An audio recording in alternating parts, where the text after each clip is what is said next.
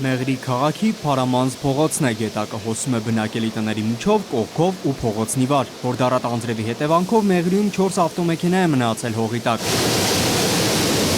Սելավի հոսքը այնքան էլ ուժեղ չի եղել, ուղղակի հողազանգվածն է բավական զգալի։ Տեղի փրկարարները 3 մեքենաներից 3-ը հողի թակարդից ազատել են։ 4-րդ ՎԱԶ-2107 մակնիշի ավտոմեքենան հողից դուրս են բերել այսօր։ Ճգնաժամային կառավարման կենտրոնի էկրանին օնլայն նկարահանման կադրերն են։ Մեքենային հնարավորինս քիչ վնաս պատճառելու համար փրկարարները բահով են փորում հողը։ Կենտրոնի պետը ուրախությամբ է փաստում, մարդիկ արտակարգ իրավիճակում խոճապի չեն մատնվել։ Արդյունքում ոչ զոհ կա, ոչ էլ վիրավոր։ Տեղումները նպաստում են